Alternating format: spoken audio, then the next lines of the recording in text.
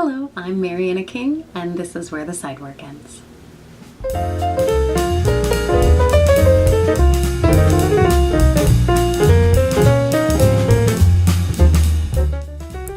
Today we're making a French classic perfect for a lunch dessert or afternoon tea. It's a cherry clafoutis. Let's get started. For this recipe, you need 3 cups of pitted sweet dark cherries, a teaspoon of lemon juice, 2 teaspoons of flour plus another half a cup of flour, a pinch of cinnamon, 3 eggs, 1 1/4 cups of whole milk, an 1/8 teaspoon of salt, 2/3 a cup of sugar separated, 1 tablespoon of butter, a teaspoon of almond extract, and 2 teaspoons of vanilla extract. Have the cherries and roast in a 425-degree oven on a foil-lined baking sheet until they're tender, about 15 minutes.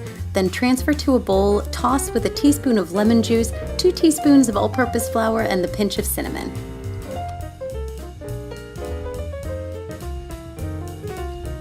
Place the milk, sugar, eggs, extracts, salt, and a half a cup of flour in a deep dish or a blender and blend until combined on top speed for about a minute.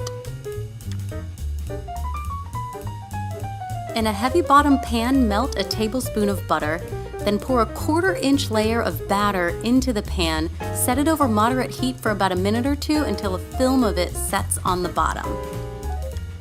Turn off the heat, spread half of the roast cherries on top and sprinkle with half of the sugar, then finish with the rest of the batter, the cherries, and the sugar, finishing with the sugar on top.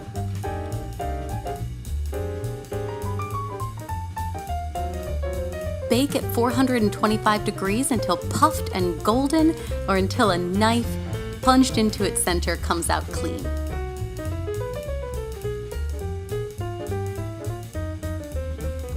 Serve the clafoutis straight from the pan after it's cooled for about 25 minutes. It's perfect for a dessert after a lunch. It's lovely for an afternoon tea as well.